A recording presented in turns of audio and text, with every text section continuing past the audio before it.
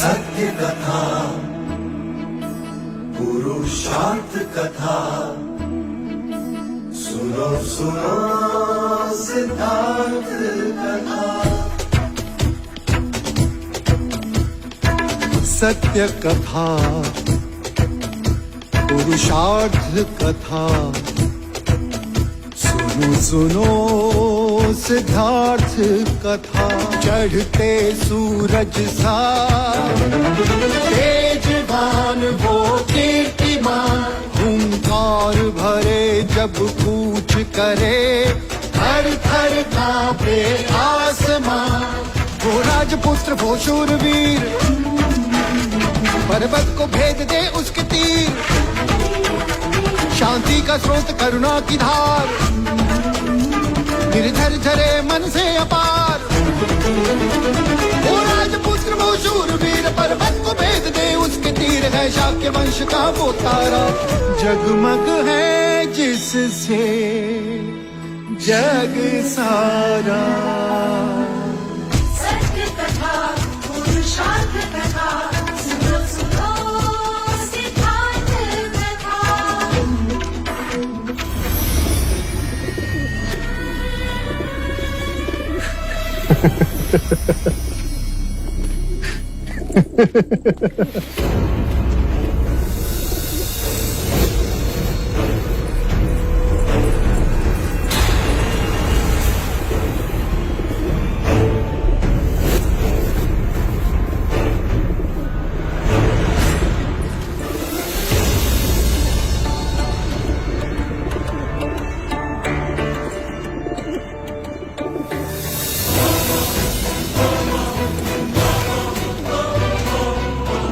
यशोधरा,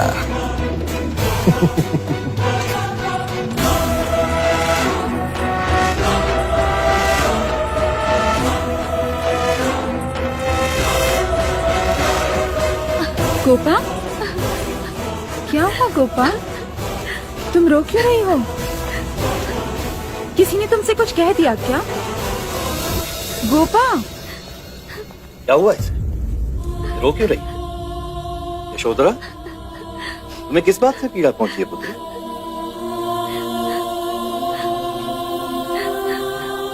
मैंने अभी अभी एक दृश्य देखा। माँ, एक चरवाहा अपनी गाय ले जा रहा था। वो गाय भी खुशी खुशी उसके पीछे पीछे जा रही थी कि अचानक एक धनी वैश्य ने आकर उस गाय को चरवाहे से बलपूर्वक छीन लिया।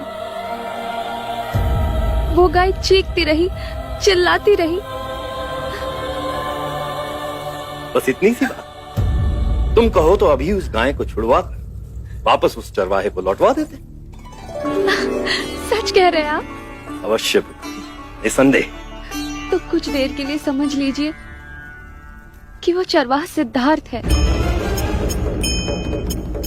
और वो धनी देवदत्त, और वो गाय आपकी पुत्री है पिताजी। यशोधरा, ये क्या ठिठोली है?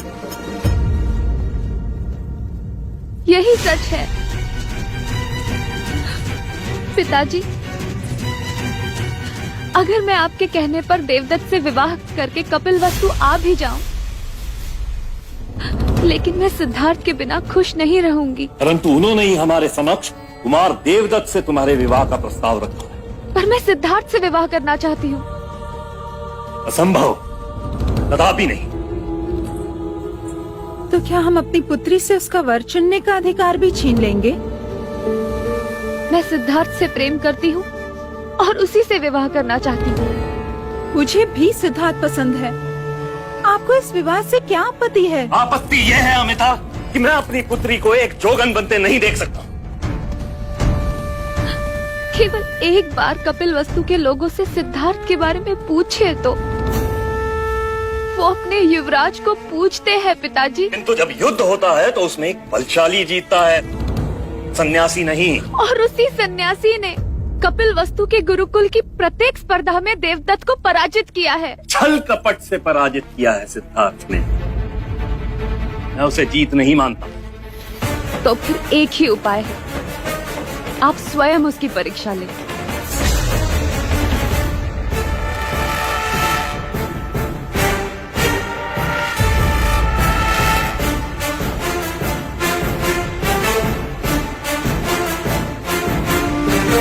ठीक है, परीक्षा मैं निर्धारित करूंगा और वहां जितने भी क्षत्रिय कुमार आएंगे उनमें से जो भी मेरी परीक्षा में उत्तीर्ण होगा तुम्हें उसी से ही विवाह करना होगा। बोलो, क्या तुम्हें मेरा प्रस्ताव स्वीकार है? हाँ, आप जो परीक्षा लेना चाहे ले लीजिए, परंतु उत्तीर्ण युवराज सिद्धार्थ ही होंगे।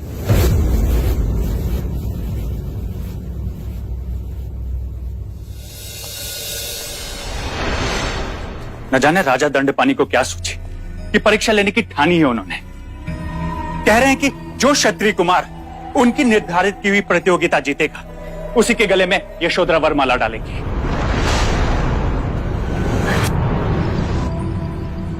तो आप व्यर्थ चिंतित क्यों हो रहे हैं?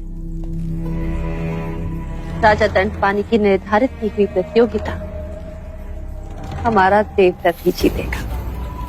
परंतु सिद्धार्थ उसे जीतने दे तब ना। कभी कभी जो काम आग से नहीं बनता वो आंसुओं से बन जाता है। आए अर्थात अर्थात जब मंगला ठान लेती है तो वही होता है जो मंगला चाहती है। यदि किसी दिन मुझे ईश्वर मिल गए और उन्होंने कहा कौन हो तुम, तो क्या कहूंगा मैं, जब मैं स्वयं को नहीं जानता? तो जान लो, देख लो, मिल लो मेरी आंखों में स्वयं से। सिद्धार्थ, प्रणाम अंजलि काकी। आप यहाँ? मुझे बुला लिया होता। आप तो युवराज हैं। मैं भला आपको कैसे बुला सकती हूँ? क्यों नहीं? क्या ज्येष्ठ की तरह मैं आपका पुत्र हूँ।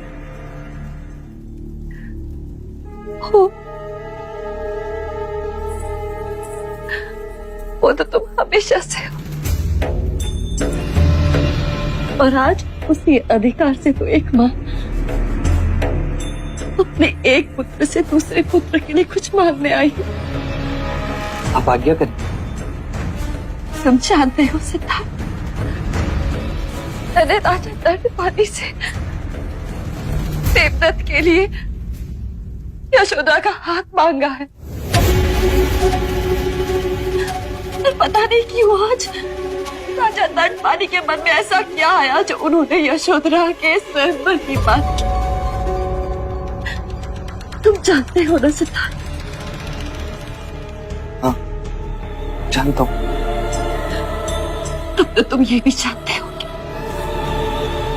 इस समय पूरे शाक्यकुल में केवल ऐसे दो ही योद्धा हैं जो इस स्वयंवर को जीत सकते हैं।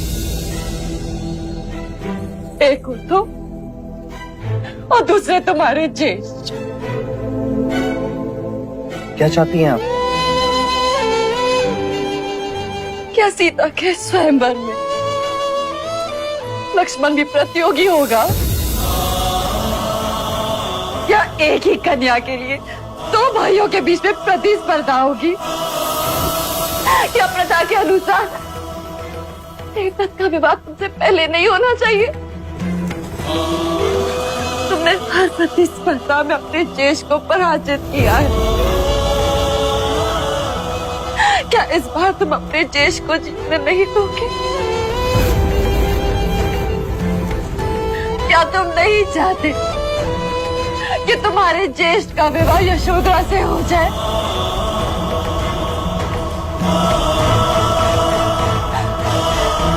और मैं तो ये भी नहीं चाहती कि तुम पराजित हो। ये कैसे संभव? संभव है यदि तुम इस स्वयंवर में हाथ डालो तो।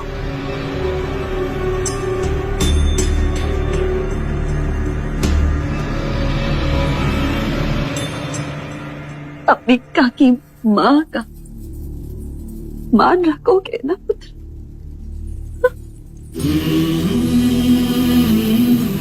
हाँ।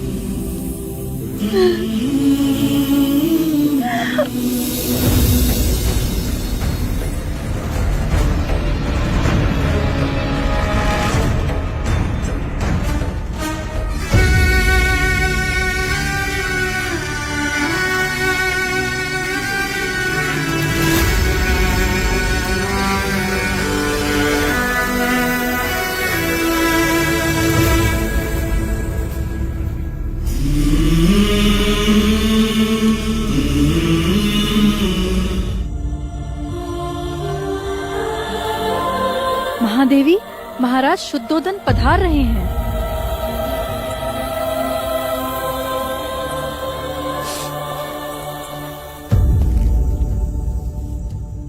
क्या बात है देवी, तुम्हारे आंखों में आंसू कैसे? विवशता क्या है देव? आप शाक्य कुल के महाराज और मैं महादेव,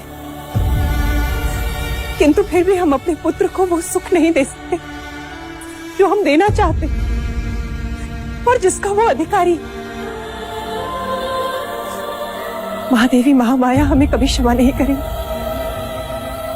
यही प्रश्न लेकर मैं कुलगुरु वाचस्पति के पास गया था। क्या कहा उन्होंने? देवी, सिद्धार्थ की कुंडली ये कहती है कि उसकी भार्या अत्यंत स्वरूपवान होगी, सौंदर्यवती होगी, पुत्रवती होगी, अपने कुल का मान सम्मान वो बढ़ाएगी, दोनों के स्वभाव भी एक जैसे होंगे और दोनों में अत्यंत स्नेह होगा। किंतु वो यशोधरा नहीं होगी। देवी, वो यशोधरा ही होगी। कैसे दे? सिद्धार्थ की कुंडली और यशोधरा की कुंडली अधिकांश मिलती है। तो उससे क्या हुआ देव?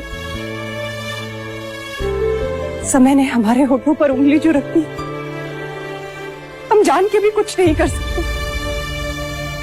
विवाह का प्रस्ताव रखने से पहले मंगला दीदी को एक बार पूछना तो चाहिए था।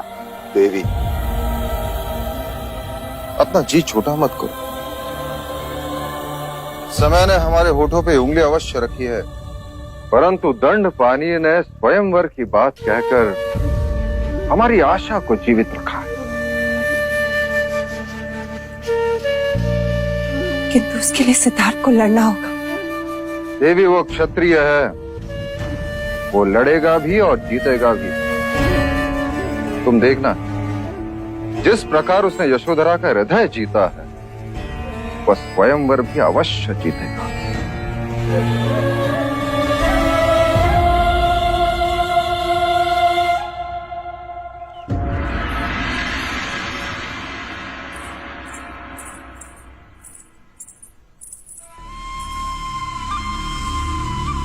यशोधरा कहाँ जा रही है? वो सिद्धार्थ से मिलने। उन्हें ये बांसुरी लौटानी है ना। अच्छा, और साथ में ये भी बताना है कि उन्हें स्वयंवर में जीतने की तैयारी करनी है। बहुत भोली हो तुम। युवराज सिद्धार्थ स्वयंवर में तब जीतेंगे ना जब वो उसमें भाग लेंगे।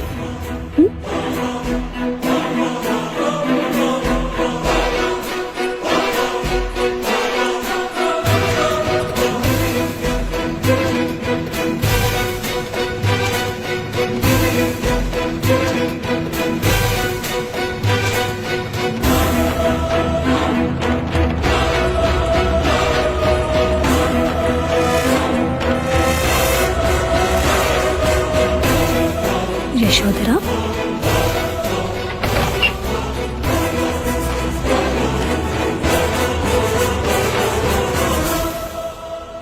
गोपा,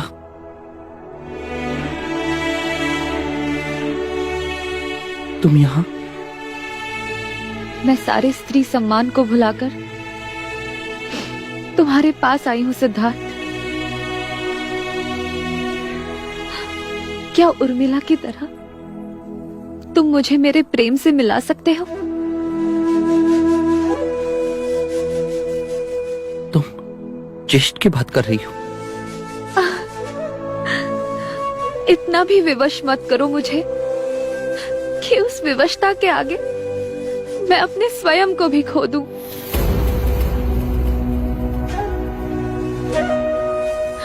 सिद्धार्थ, मैं देव से नहीं तुमसे प्रेम करती हूँ। क्या तुम मुझसे विवाह करोगे?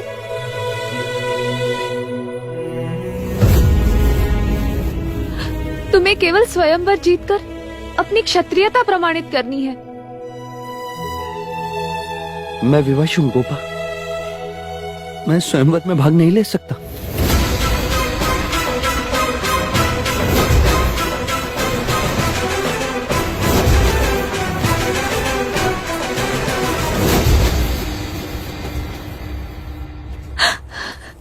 क्यों? क्योंकि ज्येष्ठ तुमसे विवाह करना चाहते हैं। और मैं क्या चाहती हूँ इसकी कोई चिंता नहीं तुम्हें? कोई विचार नहीं? और तुम क्या चाहते हो? बीज तो बो दिए, अब पुष्प को अपनाने से मना कर रहे हो?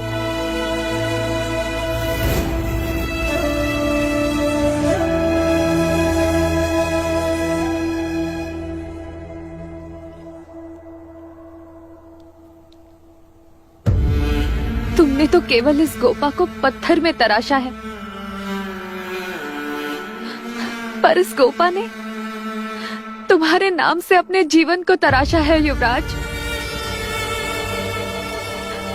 यदि तुमने स्वयंवर में हिस्सा नहीं लिया तो इस गोपा का कोई वर नहीं होगा।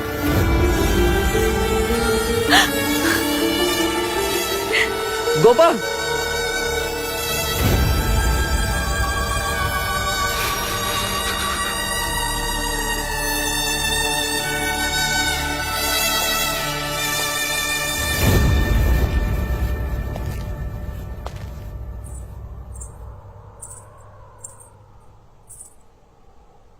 युवराज, वैसे तो मैं केवल एक दासी हूँ, परंतु महादेवी ने मुझे दाइमा का पद दिया है, इसीलिए आपसे पूछने की धृष्टता कर रही हूँ। यशोधरा को किस बात का दंड दे रहे हैं आप? आप तो न्यायप्रिय हैं। आप ही ने उर्मिला और बलदेव का प्रेम विवाह करवाया।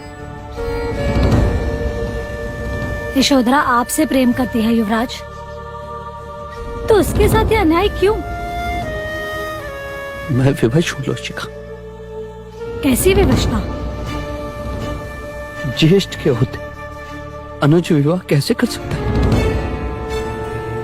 ये आप उस ज्येष्ठ के लिए कह रहे हैं जो स्त्री को स्त्री नहीं केवल एक वस्तु समझता है?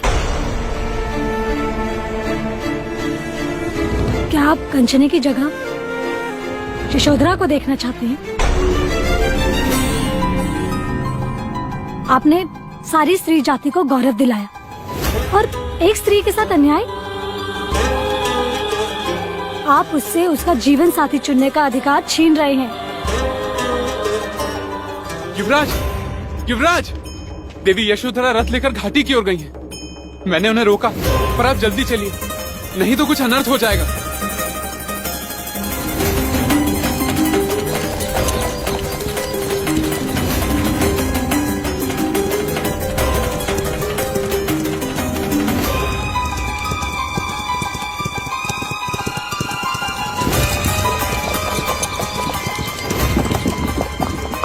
गोपा, देवी यशोधरा,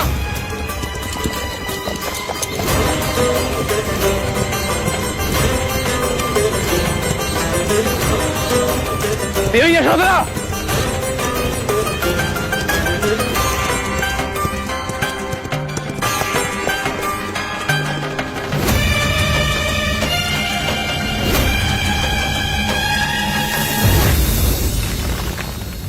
ये तुम क्या कर रही हो गोपा? तुम्हें कुछ हो जाता तो क्या? तुम्हारी तराशी हुई मूर्ति मेरी स्मृति में अमर हो जाती। नहीं गोपा नहीं, मूर्ति पत्थर की होती, मनुष्य में भावनाएं होती। मूर्ति प्रेम नहीं करती, पर गोपा प्रेम करती है। मूर्ति में प्राण नहीं होते गोपा, पर गोपा प्रेम के लिए प्राण दे सकती है। स्वयंवर में तुम्हें जीत कर अपनी अर्धांगिनी बनाऊंगा। उससे पहले मैं तुमसे कुछ पूछना चाहता हूं। क्या तुम इस जीते जागते प्रश्न का उत्तर बनोगी? क्या तुम सिद्धार्थ गौतम की भार्या बनोगी?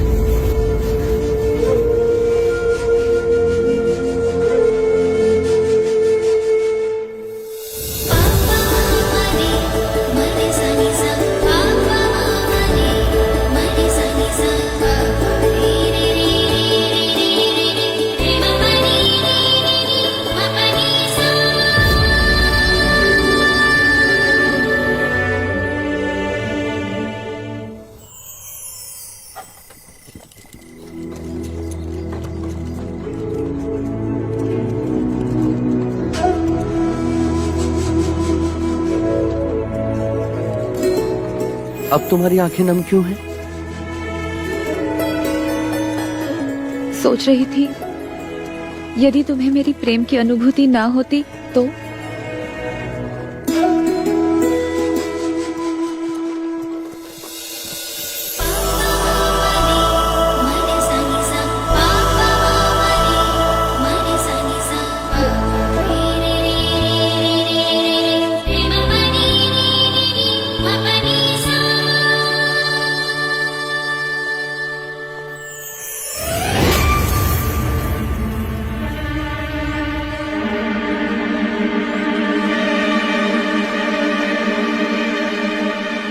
विधाता ने क्या सोचा है वो तो पता नहीं, परंतु इतना अवश्य पता है मंगला कि देवदत्त की कुंडली तो बदलनी ही होगी।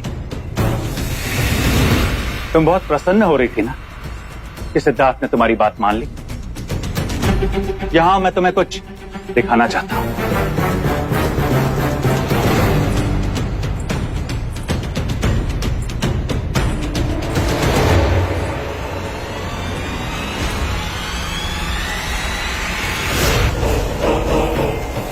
पीट करने से देखा अनदेखा नहीं होगा मंगला। सिद्धार्थ आधी रात को यशोधरा के साथ, अर्थात वो स्वयंवर में अवश्य भाग लेगा।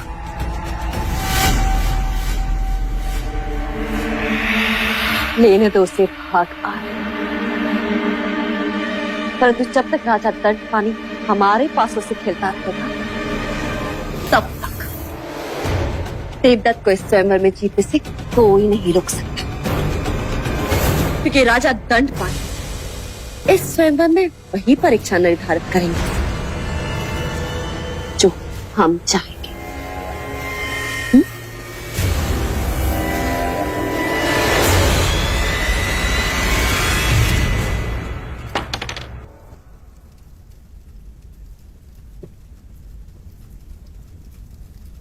आपकी बारी। छह गिरे तो घर मिले। हाँ, और स्वयंवर में परीक्षा मन चाही रहे तो देवदत्त और यशोधरा का घर बसे। अवश्य। 6 1 2 3 4 5 6 राजा द्रोणोदन मैं जीत गया। और हम चाहते हैं कि देवदत्त ही जीत। अरे राजा द्रोणोदन, आप खेल चौसर रहे हैं और आपके विचार कहीं और ही चल रहे हैं। सत्य कहा राजा दंडपानी। हम चाहते हैं कि स्वयंवर की निर्धारित परीक्षा क्या होगी ये अंतिम घड़ी तक गुप्त रखी जाए। क्यों? वो इसलिए कि स्वयंवर में कोई अनीति ना हो। अनीति? इसमें अनीति क्यों होगी? अमिता दीदी, बहुत भोली हैं आप नहीं जानते सिद्धार्थ ने कपट करके यशोधरा को अपने मोह जाल में फांसा है। आप तो देवदा में थे, आपको क्या पता? हम निर्धारित परीक्षा की घोषणा अंतिम समय पर इसलिए करना चाहते हैं जिसे महाराज शुद्धोधन कोई कपट ना कर सके और परीक्षा निरपेक्ष रहे। आप लोगों की निरपेक्षता से मैं भली भांति परिचित हूँ। मेरी भोली बहन, क्या तुम इस बात से परिचित हो कि हमारे भाई महाराज यशोधरा के साथ सिद्धार्थ का विवाह करवाने के लिए क्यों इतने उत्सुक हैं? वो शाक्य कुल में राजा दंडपानी के बढ़ते वर्चस्व का गमन करना चाहते हैं। अरे ये इस बात पर क्यों ध्यान देने लगी? इन्हें तो मुझसे अधिक अपने बड़े भैया से प्रेम जो है।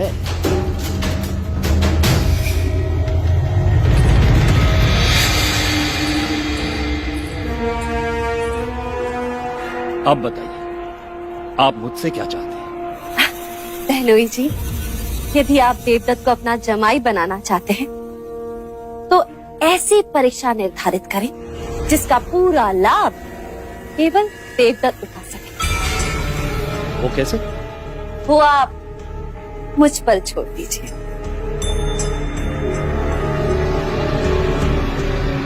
ठीक है, आप जैसा चाहते हैं मैं वैसा ही करूंगा।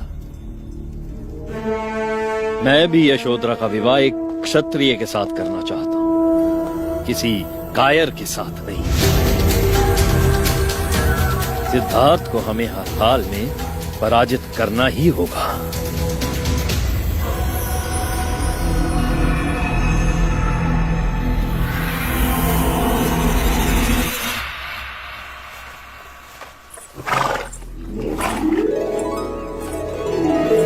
तुम यहाँ हो और मैंने पूरा महल खोज लिया। कंटक, ये गोपा है, गोपा, बिल्कुल तुम्हारी तरह, भोली भाली, भावुक। तो इन्होंने तुम्हें भी बहुत रुलाया होगा। देखा, कंथक मेरा कहा समझ गया। गोपा, अब तुम्हें मुझसे इस तरह अकेले मिलने नहीं आना चाहिए। क्यों ना मिलने आऊं मैं? प्रेम करती हूँ मैं तुमसे।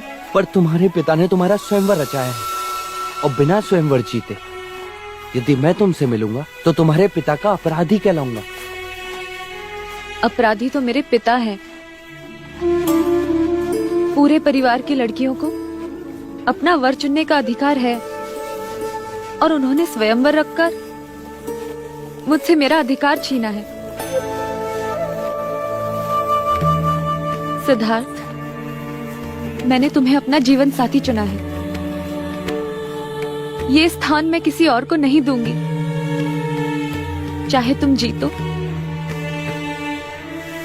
या ना जीतो। देखा कंटा, मैंने कहा था इसे रोने को। चलो मेरे साथ।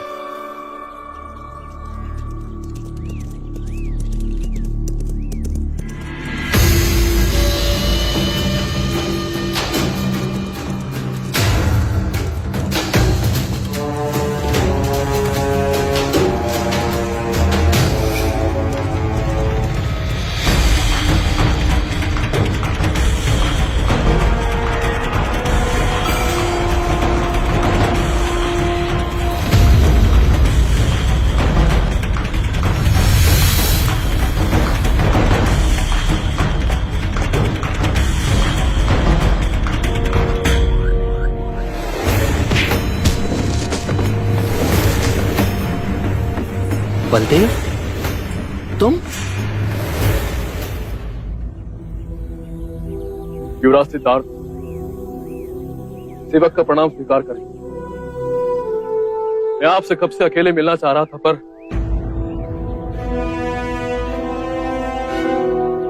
ये गोपा है, मेरी उर्मिला। गोपा ये बलदेव है, उर्मिला का पति। निश्चिंत होकर कहो, क्या कहना चाहते हो? युवराज, मैं आपके लिए अत्यंत महत्वपूर्ण सूचना लेकर आया हूं। शाक्य देश पर संकट का संकेत। कौशल नरेश प्रसन्नजीत अश्वमेध यज्ञ की आड़ में शाक्य देश पर आक्रमण करने वाले।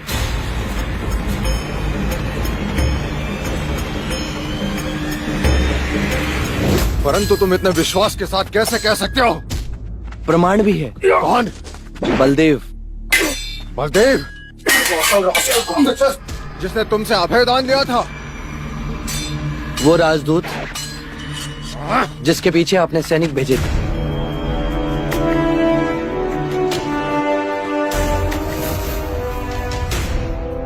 हम उस पर विश्वास क्यों करें? वो हमारे साथ कपट भी कर सकता है। जब तक हमारे गुप्तचर कोई समाचार नहीं लाते तब तक हम कोई कदम नहीं उठा सकते। एक मनुष्य दूसरे पर संशय क्यों करता है? ये मत भूलो सिद्धार्थ, बलदेव तुम्हारे कितने निकट क्यों न हो, वो बना है कौशल की मिट्टी से। और जो मनुष्य अपने देश, अपने राजा से विश्वासघात कर सकता है, वो तुम्हारे प्रति निष्ठावान कैसे हो सकता है? कभी कभी मनुष्यता मिट्टी और देश पर भी भारी होती है पिताजी। केवल हमें सूचित करना। बलदेव ने अपने प्राण दांव पर लगाए। मैं तुम्हारे बात से सहमत हूं सिद्धार्थ, परंतु राजनीति इतनी सरल नहीं है। तुम्हारे लिए इतने जल्दी बलदेव पर विश्वास करना उचित नहीं है।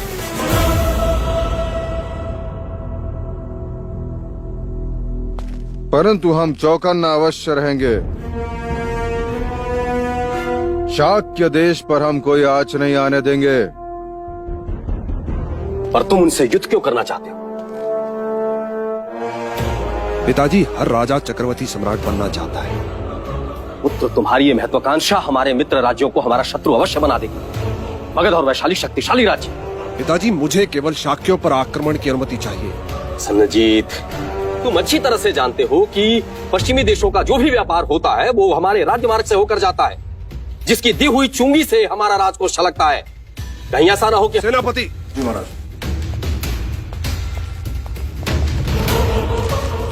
देखिए पिताजी, ये वो मार्ग है जो मगध और कौशल से होते हुए गांधार और मिस्र तक जाता है, और ये मार्ग शाक्यों के राज्य से होता हुआ गांधार में मिलता है, जो यात्रा का समय महीनों घटा देता है। तो पुत्र, ये मार्ग तो है ही नहीं। नहीं है पिताजी, नहीं है। किंतु यदि ये मार्ग शाक्यों ने बना दिया तो मगध का सारा व्यापार कपिल वस्तु के मार्ग से होगा। चुंगी उन्हें मिलेगी, उनका राजकोष छलकने लगेगा। इसीलिए शाक्यों पर आक्रमण करने से हमें दो प्रकार से लाभ होगा।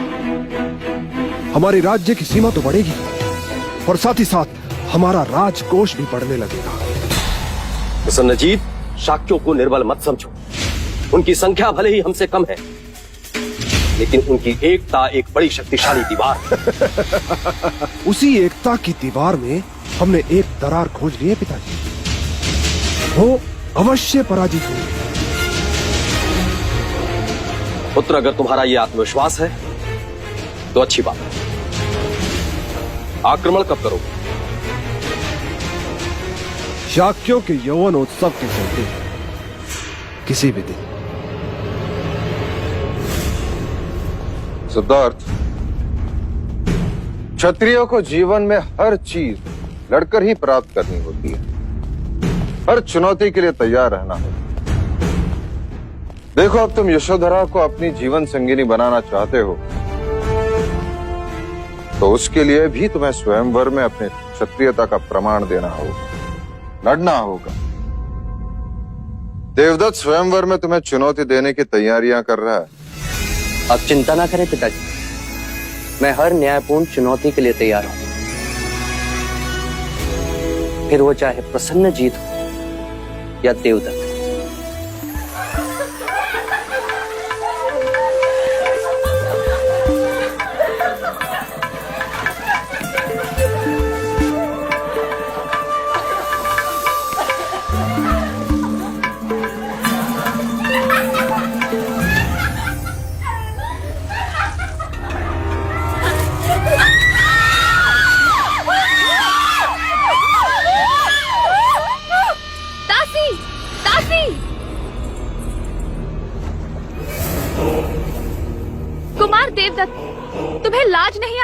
वामा कुंड पर आते हुए?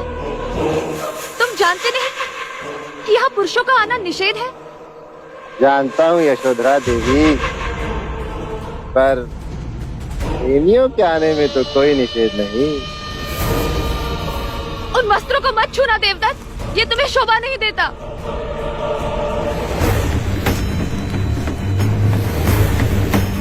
रखो उसे नीचे, वो मेरी चुनर है देवदत्त। अरे हाँ, ये वही तो है जो उस दिन मेरे हाथ से छूट गई थी।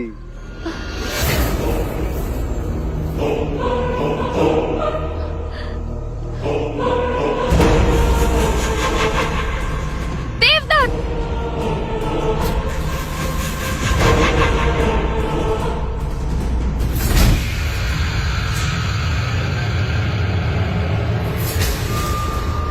अरे घबराओ मत, मैं तो केवल ये चुनर देने आया था तुम्हें। इसे पहन लेना, बहुत शोभा देगी तुम पे।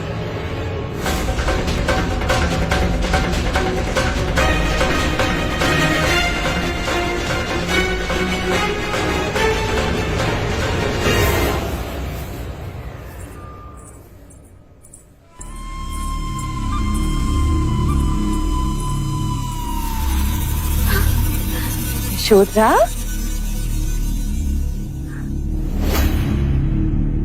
ये चुनर तुम पर कितनी सुंदर दिखाई दे रही है।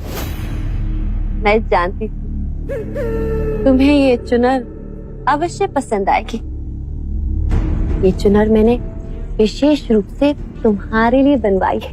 बुनकर जैसे ही ये चुनर मुझे देकर गया, मैंने तुरंत देवदत्त को बुलाकर उसके हाथों ये तुम्हारे लिए भिजवाई। मंजली मामी, क्या आपको पता है देवदत्त मुझे ये चुनर देने कहाँ आया था? वामा कुंड पर, जहाँ हम लड़कियां स्नान कर रही थी। अगर मर्यादा का बोध न होता तो इसी समय ये चुनर आपको वापस कर देती। यशोधरा,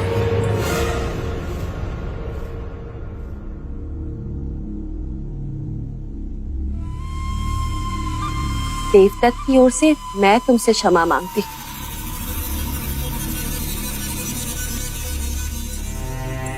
मैंने ही देवदत्त से कहा था ये चुनर यशोधरा को दे आओ। वो बिना सोचे समझे तुम्हें ये चुनर देने कुंड पर चला गया। उसके मन में कोई खोट नहीं है।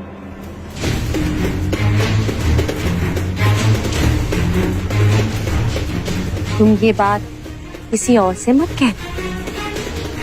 तुम्हें पता है ना, एक स्त्री के कारण भाइयों में महाभारत हुआ था। तुम ऐसा कोई कारण नहीं बनना चाहती ना? फिर चाहे तुम आधी रात युवराज के साथ क्यों ना घूमो।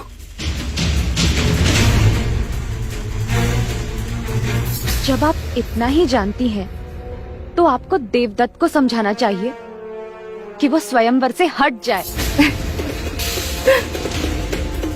मैं बेबस और वो हटी। वो तुमसे ही विवाह करना चाहती और उसे कोई नहीं रोक सकता। वो दिन में घंटों गुरु अश्वपाल से युद्ध कला की शिक्षा प्राप्त कर रहा है। और तुम तो जानती देवदत्त कितना शक्तिशाली है। मैं तो भगवान से बस यही प्रार्थना करती हूँ, स्वयंवर वाले दिन सिद्धार्थ को कुछ ना हो, अन्यथा मुझे बहुत खेद होगा।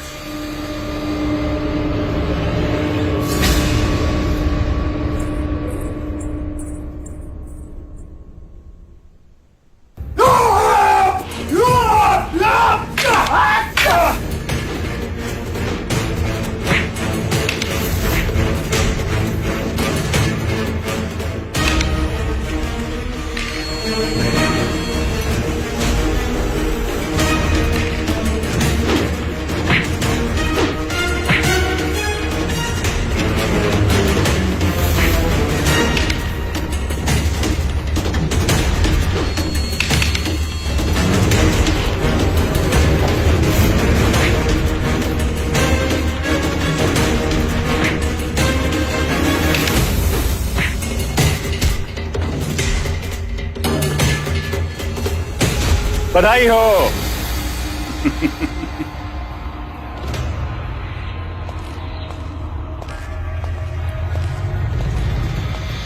बधाई हो पुत्र। शक्ति के साथ साथ अब तुम्हें चपलता भी आई है, जैसे सिद्धार्थ में। किंतु एक बात का ध्यान रखना कि सिद्धार्थ की उंगलियां तुम्हारी गर्दन तक न पहुंचने पाए, अन्यथा फिर से तुम्हारी नस दबा के वो तुम्हें मूर्छित कर देगा। आप चिंता न करें पिताजी, अब मैंने सब जान लिया है। चोटी की तरह मसल के रख दूंगा, फिर यशोधरा केवल मेरी होगी, केवल मेरी। सत्य कथा, पुरुषार्थ कथा, सुनो सुनो सिद्धार्थ कथा।